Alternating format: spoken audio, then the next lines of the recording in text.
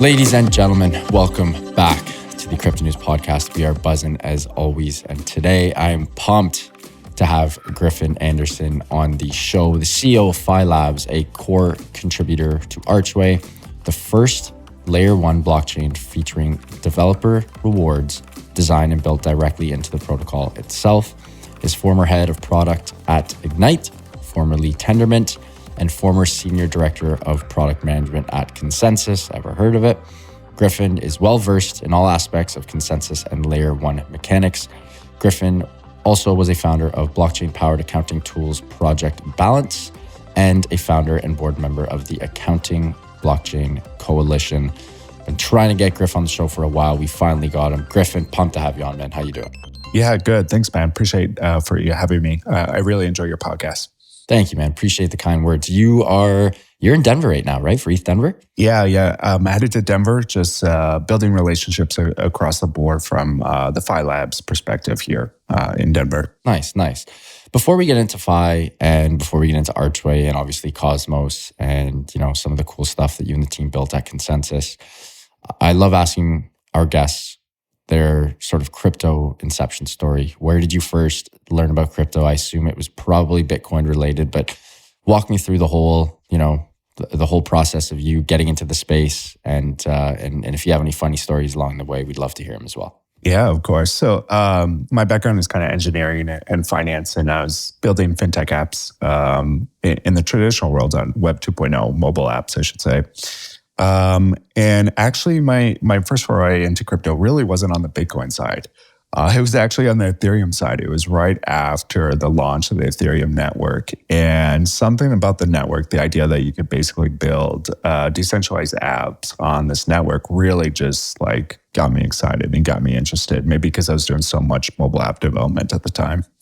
And so what happened was I started reaching out to a lot of the old Ethereum folks, and I got connected to ConsenSys back in late 2015, and ended up being one of the very first hires over that company right after basically the Ethereum launch. And it was quite a crazy ride with my time over there in the early days. Went through the 2016, the original DAO hack, if some of the old folks remember that. I was on the phone helping to support and call miners to basically fork the chain, which then created, Ethereum and Ethereum Classic. Really went through the 2017 crazy bull run side of things and helping to open up offices and scaling teams and all kinds of things.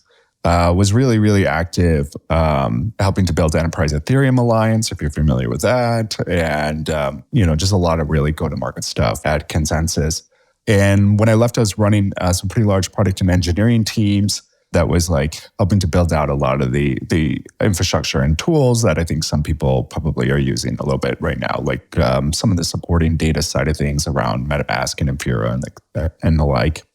So when I left after about 4 years, ended up just advising and helping a whole bunch of projects in the space and folks I knew. And then Tendermint, which is the private software development company behind the Cosmos ecosystem, the original one, kind of called me to help come play a product strategy role. So I ended up getting picked up by Tendermint, and then basically at the same time wanted to basically build my own project. And that's when we started to basically come together to basically incubate this idea called Archway. And that's kind of the journey of how I got it. But lots of war stories, been around for a long time, been through it all, ups and downs and all the crazy churns that crypto provides. Yeah, you're a true vet. You got in early 2015. Jeez, man, that's long time ago. It still baffles me. It always takes 4 or 5 months for me to conceptualize what year we are. In my head, I still think 2022, but that's 8 years ago. You got into crypto. It's been, that's exactly. Pretty crazy. It's definitely dog years for sure. Yeah. 100%. Another cool thing about your past was balance. And obviously you are also a founder and board member of the Accounting Blockchain Coalition. Is there a specific reason why you love to dabble in sort of the accounting and fintech space? Were you a trader as a kid or anything like that? Because it seems like a lot of the things you do are sort of accounting and fintech focused. Yeah, just fintech's my background, just academically. And so that was just kind of my foray into this space. At the time when I was over at ConsenSys, I was playing relationship point with the big four accounting firms and consulting firms. So, Deloitte, EY, PwC, KPMG. And so we were tackling a whole bunch of like financial and accounting issues, as well as like the consulting sides of the businesses on the enterprise side. We're very much focused in on a lot of the go-to-market stuff and like how to get, Ethereum in the blockchain space, a blockchain built into like enterprises and things like that. In the end, I don't think there was like much progress, I would say, like in terms of like enterprise blockchain side of things. But what was like kind of a unforeseen impact of all this was like all the folks that were like on the enterprise side of things end up becoming like the biggest degens going forward. Like they all jumped into the public network side of stuff. And now you'd be surprised where they are. They're at like, like the most like they're at like Uniswap, they're at like Aave, they're at like, it's just so funny that like they started to drink the Kool-Aid and then all jump ship. And so that was kind of the funny thing and the unintended result of just like some of the work in the early days is like it just ended up bringing a whole bunch of people into the space, and so that was kind of cool. That is good. What was it like back in the day, like when you were working at ConsenSys, working with the big four firms, speaking to them about crypto? Like they must have. I mean, I'm sure they probably thought you had four heads on your shoulders, right? Like they must have. I doubt the receptiveness was present at the time. No, they were trying to basically figure it out. And I think most people, I mean, we probably don't even talk about this at all anymore, but like Ripple was around and they were much more active. The Ripple project, R3 was like the private chain that like everybody was going up against, digital asset holding. Like we don't really talk about those firms too much, unfortunately, but everybody thought like private enterprise was the way to go with all this stuff. And it wasn't very clear that the public networks were going to be the things that were basically going to probably win out in the end. And so from their perspective, they were trying to figure it out. But, I think the really interesting thing was we were using, a lot of the partners at the public accounting firms and consulting firms basically to go to market. So every partner has relationships with, major CEOs and technology companies in every city around the globe. And so we would use that as like a distribution channel to basically get the word out about Ethereum and that sort of thing. And so they would go in, they would have all the local contacts. So we'd fly into a city, you would have, 50 meetings in a week. And you basically had a great opportunity to basically showcase and share what Ethereum was doing in the early days and just really get to some of the key stakeholders and key decision makers in the space.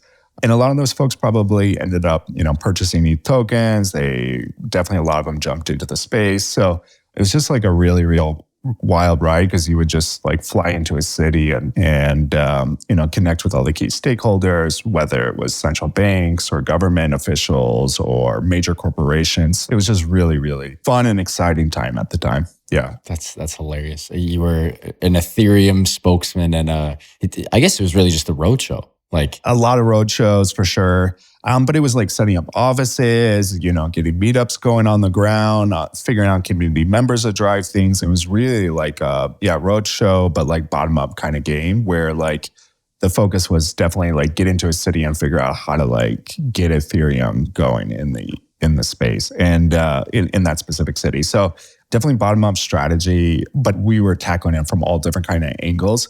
A lot of things worked, a lot of things didn't work. But I mean, I would say like Ethereum is here to stay, right? So I guess in that sense, a lot of the go-to-market stuff was a success. 100%.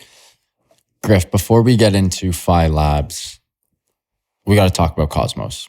Obviously Phi Labs and Archway are Cosmos friendly and build on Cosmos, but with Cosmos on, whatever you want to call it. But Cosmos has had sort of a crazy hockey stick growth period over the last, we'll call it year and a half, 2 years. Some stats online that I found crazy. This was actually from the Archway Twitter account. There are 1,700 plus developers on Cosmos, which is the third largest dev community in the crypto space next to Ethereum and Solana. Full-time Cosmos devs have grown 16x since 2018, and the developer community grew by 25% last year alone. That's pretty darn crazy. Yeah. I know Archway's doing everything they can, everything you guys can to incentivize developers. Before we get into Archway and Phi Labs, why Cosmos? Why are you so bullish on it? What gets you going about the Cosmos ecosystem? What's really cool is the tech. I mean, the most people probably don't understand. If you're coming from the Ethereum space, it's not Cosmos. There's two things. There's the Cosmos Hub, which is like a generic chain, kind of like Bitcoin, to be quite honest. It doesn't do much. It's just like the showcase chain, I'd call it. It's trying to do some more things, but for right now, it's pretty generic. But the Cosmos is really just at the end of the day a software development kit to basically go build your own custom chain at the end of the day. And so there's already pre-configured modules and call it Lego pieces that are designed. And you can basically put together all these Lego pieces to basically build your own custom chain, your own self-sovereign chain in the Cosmos space. And a lot of that stuff has already been worked out. And so you can easily build your own custom chain. And what's so cool is like the ecosystem's so large. So, unlike maybe a traditional L1 or a different space, if you're building your own custom chain, you have to go, basically fund and get, wallet integrations, explorers build. You have to build your community, things like that. But by building in the Cosmos space, you have a lot of that ready to go out of the bucket. So you don't have to build everything completely from scratch. You can basically plug into a full ecosystem of participants that have already been working on these problems for a number of years. So it's really a great place to basically go in and build your own custom blockchain using the Cosmos SDK, and then you can innovate on it in a specific way that meets your needs that you're trying to build and the problem you're trying to address. And so I think that's like the advantages of it. The other big thing I would say is IBC. A lot of folks in the Cosmos space really aren't as bullish on the Cosmos SDK and the technical stack, but they're really bullish on IBC. IBC is now being integrated with, a number of outside Cosmos chains at this point. And Cosmos, from a technical perspective, seems like they've gotten a lot of technical decisions right that everybody's kind of following and trying to catch up to right now at this point. And so I think most of the Cosmos community would say they're probably less bullish on the actual SDK and the software development kit, but much, much more bullish on being like an IBC, inter-blockchain communication protocol infrastructure layer than the actual SDK, which is kind of exciting and interesting. Can you go into the whole IBC thing a little bit more for me? Just, explain exactly what it is, why it's so important, and why other chains can use it. Yeah, IBC, inter-blockchain communication protocol, is like Cosmos's native bridge infrastructure that makes it really easy to move assets from one protocol to another protocol, seamless with just like signing one transaction in the wallet, which is really cool. It just basically relays messages. The future of IBC gets really, really interesting. So you can start to do like interchain contract queries and interchain contract calls. So you can basically deploy your contracts or your application on one chain and do another transaction completely on a different chain. And that's what really makes this whole thing really kind of exciting. And so you go beyond just like moving assets, but like how do you actually sign transactions through another chain by just using IBC in the messaging relay or system, which is really, really cool. And then you and the team at Phi Labs, before we get into Archway, let's talk about Phi. You guys are really giving developers the whole toolkit, incentivizing them, giving them all the tools, resources, social capital, economic capital, whatever they need to succeed and build, the next blue chip crypto project. That's what you and the team are doing. Give me the quick pitch on Archway and Phi Labs. Yeah, so Phi Labs is a software development shop that was spun out of Tendermint, which for your listeners, it's also sometimes goes by the name of Ignite. And I think the original name was All in Bits, but basically the core software development company at one time behind the Cosmos ecosystem. So we're a spin out of that, Phi Labs, whose focus is basically build software tools, etc. But we're also the core contributors to the Archway Protocol. And Archway is a brand new layer 1 protocol built using the Cosmos technical stack, kind of lives in the Cosmos ecosystem. And it's really there to basically be a home for folks that don't necessarily want to build their own custom chain, but really want to basically build a dApp similar to what you would be doing on Ethereum or Solana or Near or any of the other L1s. What makes Archway different, though, compared to every other L1 out there is, one, it's obviously built within the Cosmos ecosystem. It gets the benefits of IBC and all the other ecosystem participants. But the other major thing is the reward system that was developed and worked on for like the last 2-3 years built into the protocol. And so what's so interesting about the protocol is similar to how we reward miners or validators for running the network, the Archway protocol and the Archway community does the same thing, but it also rewards the developers that are building the applications on top of the network. And so instead of all the rewards just going to the validators and miners for securing the network, in this particular case, some of the rewards are redirected and shared with dApp developers building on top of the network. And that's done through a couple different mechanisms, which I can dive into here in a little bit. I love that. That's, that's exactly what we need. I find that there's such a small core of developers on most chains that reap all the benefits. And it's like, life's about incentives, right? It's why we do anything in life. And why would you join said chain, or why would you choose to develop amazing protocols, products, and services on said chain if a handful of people, we'll call it a half a dozen people, or a dozen people are going to reap all the benefits? It doesn't make a whole lot of sense. Exactly. And so the vision kind of came from, like, I was an early, Ethereum person, and I said, hey, I could go build a dApp on top of Ethereum, but at the end of the day, like, I kind of knew who the largest ETH token holders were. And a lot of them were hanging out on beaches around the world, maybe not actively contributing to the protocol and the ecosystem. And they were kind of reaping the benefits of like all this activity and transactions and everything else, happening in the Ethereum ecosystem. And they could just kind of hang out and not continue to contribute. And so that just something about that, like where the largest Ether token holders basically, if you believe in the FAT protocol thesis and things like that, basically capture, most of the value here in these things. And so what the Archway community and the Archway protocol is basically trying to say is like, if you're a developer and you're contributing to the protocol, you should reap some of the rewards. You should reap some of the incentives for basically choosing to build on this protocol and choosing to contribute to this ecosystem. And that's what Archway's basically its main point is trying to solve. And so if you're a developer that either comes on day one or in 5 years and builds like a really successful dApp, you should be able to reap, some of the incentives from that and some of the rewards from that as well. Well said. Griff, we got to take a quick break and give a huge shout out to our sponsor of the show, and that is rStaking. This podcast is brought to you by rStaking, the decentralized staking platform, which creates its own liquidity pools. The overall liquidity pool of rStaking has already raised more than $1 billion USD. There's a fixed 25% per year on more than 200 tokens and crypto coins in 9 different networks. And rewards get paid very quickly every 3 hours in USDT or BUSDT tokens. Since 2019, rStaking is considered to be one of the most secured blockchain companies in the world. The company created a standalone and secure project focused on staking and stability. Speaking of stability, rStaking offers 25% per year with the possibility of self-closing and rewards every 3 hours in USDT or BUSD. Everyone can register with rStaking and they will receive 10 RHIN tokens free of charge, where you can open your first stake. rStaking is the platform where everyone will find a suitable token or crypto coin for themselves. Register now and start studying rStaking at rstaking.com. That is rstaking.com. Again, that is rStaking. Huge shout out to rStaking. Back to the show with Griff. Archway and Phi Labs. Again, one of the things that interests me with Archway is how the value is created and shared across blockchain ecosystems.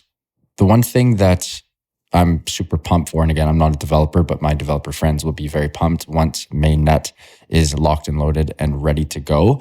Rewards are earned and dApps can be used to give discounts, subsidize gas fees, incentivize voting, and more. And I believe I got this right, but there will be multiple different tokens in which developers can receive rewards too, right? Yeah, absolutely, Matt. So there's a couple different ways that a developer can earn rewards. So they earn them based on usage of their smart contracts. So the more usage that their dApp gets, the more rewards they basically receive. And that can be done in 3 different ways. One is through, we share part of the inflation that normally just goes to like validators or miners in a protocol. The second way is we actually redirect a proportion of the gas fees back to the developers. And the third way is they can have like basically what is known as contract premiums. It's like an added fee that they can bake into the gas fee, and they can just basically receive that directly.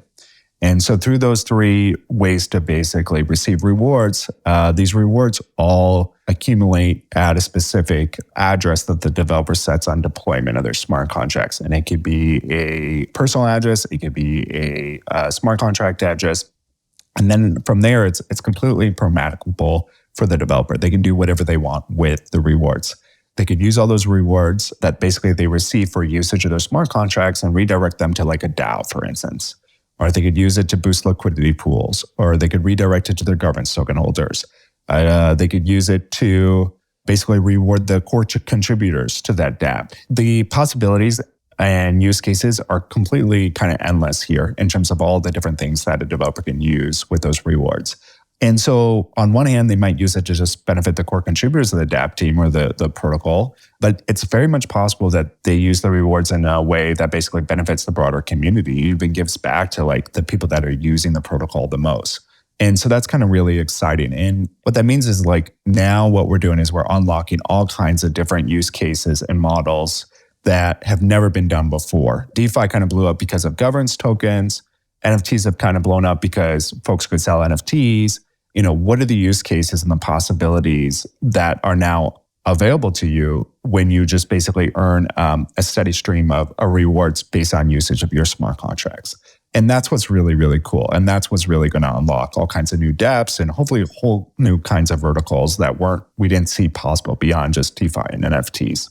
So you and the team are big believers that effective developer incentivization will literally be like the sort of the key driver to Web3 mass adoption on the macro level. You guys like that's your thesis point kind of thing? Yeah, we think it's a sustainable way, right? So like I think, DeFi is definitely blown up because of like governance tokens, but the challenge with that is like you only have 100% of tokens, and once they're all distributed out, you have like really no way to replenish the governance tokens, right? So when we get into like bear markets or downturns like this, it's really difficult for teams to continue to operate and build better and better versions of their protocol when they may have like dulled out their whole treasury, right?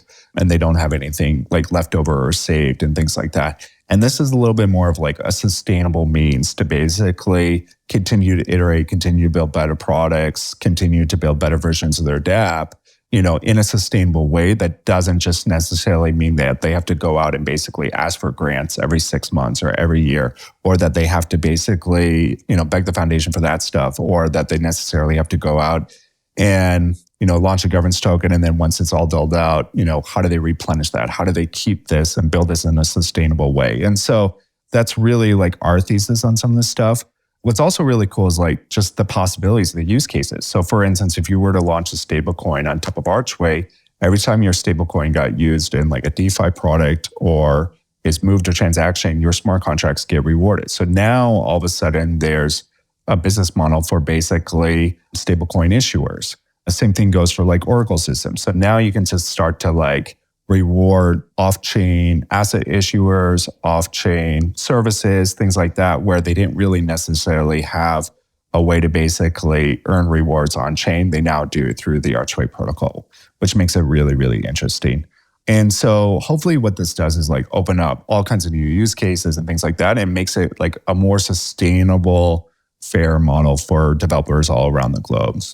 And I would say one last thing to just kind of mention there, like I think the other challenge like with the grant programs and things like that is like if you don't know the key people at the foundation, or you're not in a major city around the globe that has access to venture capital and things like that, you're going to feel pretty disenfranchised because it's like it's very much a relationship game. You could be anywhere in the world, and if you deployed a smart contract to Archway, even if it just like earned a few transactions, you would start getting some rewards for that. And that might be enough to like, cover your daily costs, things like that. And that way you can like basically iterate and build on that app. And so I think this is like more of a fairer way for like developers to basically contribute to a protocol in a way that is a little bit more sustainable and a little bit more equitable across the world. Griff, you brought up building relationships a bunch of times, and I absolutely love that. I feel like in crypto, it's perhaps a little harder to build relationships than other industries. Just because we're sort of so decentralized as a whole. Yeah, there's a couple hubs. You have your Miamis and Dubais. But for the most part, we're pretty darn spread out. Yeah. And there's really not that many sort of blue chip marquee events. You have your, Bitcoin Miami and your ETH Denvers, and, your Solana, but your Solana in, I want to say Lisbon, but like there really isn't that many opportunities. You have brought this up many times. I'd love if you could pass along a couple tips, best practices, like, things that you wish perhaps you did differently or things that you did really well. You have an incredible Rolodex in the space. How would you go about building relationships in crypto? Probably the best thing and the best way to do it is probably through two forums. I think events is definitely very, very much helpful. Attending lots of events, attending certain events in a specific community. You have to attend, 2, 3, 4 events that are kind of blue chip, and then you start to see the same people over and over again, and that really helps in building community. The other way I would say is like the ground game or the roadshow, which we kind of mentioned before, Matt. Like it gets real expensive, but you have to kind of fly into a city and meet a lot of the key stakeholders. You have to participate in the local meetups and the local events.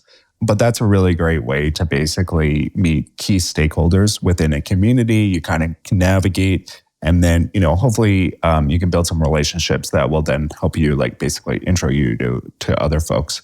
Even as long as I've been in crypto, like I probably don't have enough relationships in the space. We have, great folks on the team at Phi Labs and within the Cosmos space that are well connected. But, there's just so many new people coming into crypto in general that you have to just consistently be networking and connecting here. But I hope Archway can take out some of that relationship piece of it a little bit. Like hopefully like you can just focus on building a really good dApp and a really good product, and then you can grow it from there. And that's the hope here is you don't have to build those relationships necessarily to be successful. Oh, well said. It's very true.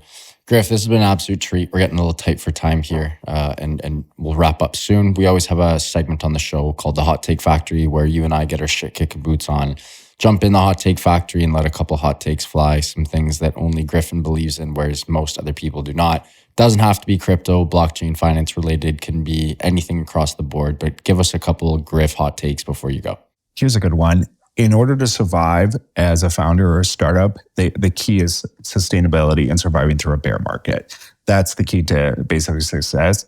So I think a lot of folks and projects are probably having a really, really tough time right now. But I mean, the key here is to like basically buckle down and get through this bear market, no matter how long it takes, 2 years, a year, 3 years, 4 years. But the key to winning is basically just survive. And I think just being in the space so long, the projects that basically barely made it through the last bear market in 2018 are some of the biggest projects around today. And their key to success was just surviving through it. And so that's maybe one of the hot takes I would take away from all this, Matt, is just buckle down and try to survive through it.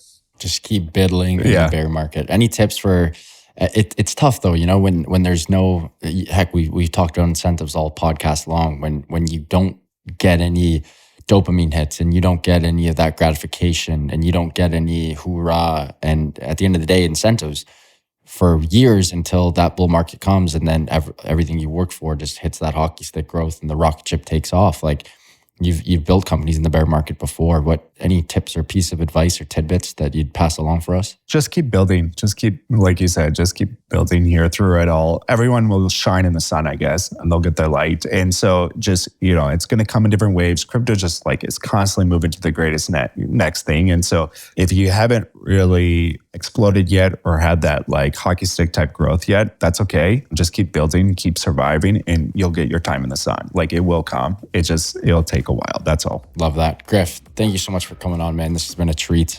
Before you go, can you please let our listeners know where they can find you, Phi Labs, and Archway online and on socials? Yeah, Phi Labs, the software development company, can be found at philabs.xyz. And then I would say if you're interested in getting involved in the Archway community, that's growing pretty fast, you can go to the website archway.io or follow the Twitter handle ArchwayHQ. From there, you can find all kinds of links and get involved in Discord and the rest of the community out there. Amazing. Griff, thanks again, man. Pumped for round 2 down the road. Wishing you and the team all the best. And hopefully I can meet you in person one day as well. Yeah, appreciate it. Thanks, man, for having me on. Really appreciate it. Folks, what a great episode with Griffin Anderson, dropping knowledge bombs left, right, and center. If you are a dev and want to get incentivized and start building on and with one of the best ecosystems in Cosmos, do go check out Archway. Do go check out Phi Labs. As always, I will include everything in the show notes.